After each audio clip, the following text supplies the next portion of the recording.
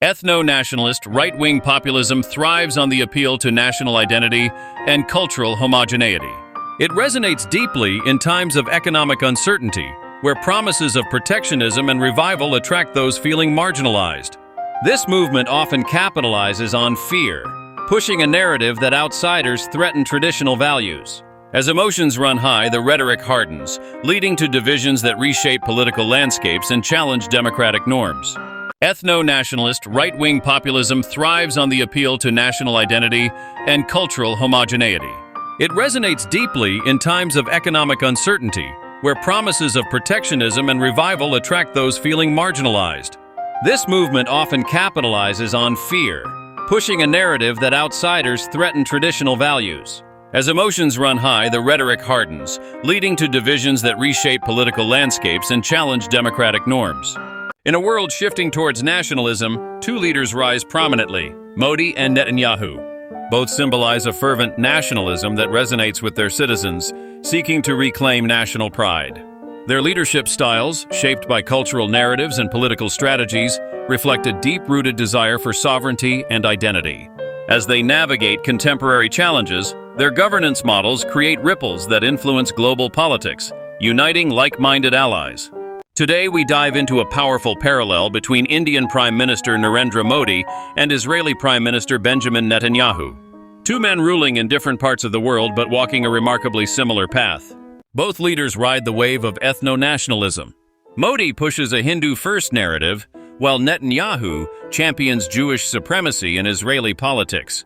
They draw their political strength from majority identity and portray minorities, especially Muslims, as internal threats. They thrive on Strongman Appeal. Whether it's Modi's image as a Vikas Purush or Netanyahu's claim to be Israel's only protector, both build a cult of personality around leadership. They suppress dissent, sideline opposition, and centralize power like never before. Modi uses platforms like Mann Ki Baat and Goti Media, a PR machinery running 24/7. Netanyahu, he controls major Israeli media houses and wields influence across press and digital. In both cases, the message is tightly managed and the criticism is swiftly discredited. Under their leadership, India-Israel ties have transformed. From defense deals and drones to intelligence sharing, the Modi-Netanyahu axis is built on mutual distrust of Islamist militancy and a common enemy image. Modi broke the tradition of balancing Israel and Palestine. Netanyahu welcomed it. They exploit fear, identity, and patriotism, not just to win elections, but to redefine their nations. From anti-Pakistan and anti-Muslim rhetoric in India, to anti-Arab and anti-Iran sentiments in Israel. These tactics are not just politics, they're calculated strategies for long-term control. So, what do we really see? Not just two leaders, but two movements.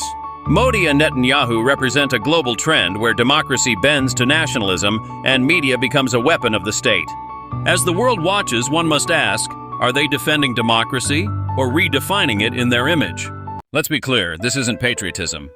This is pathological jingoism, a sickness of the mind where the thirst for dominance blinds the soul. These individuals have no regard for international law, for morality, or for the cries of the innocent, not even when it's a child gasping for breath under rubble. Psychiatrically, this behavior often mirrors malignant narcissism, a toxic blend of grandiosity and cruelty. They see themselves as saviors, even when their hands are soaked in blood. They don't feel guilt. They don't feel empathy. What they feel is entitlement, to kill, to silence, to conquer, all for applause from their echo chamber. Some exhibit signs of antisocial personality disorder, or what we commonly call sociopathy. They manipulate, deceive, and destroy, then smile into the camera, justifying every crime as self-defense or righteous war. In extreme cases, it borders on psychopathy, cold, calculated, and devoid of conscience. Add to this the intoxication of cult-like groupthink. The moment a group starts chanting, "You're the chosen one," every atrocity becomes acceptable. They become immune to shame, immune to truth.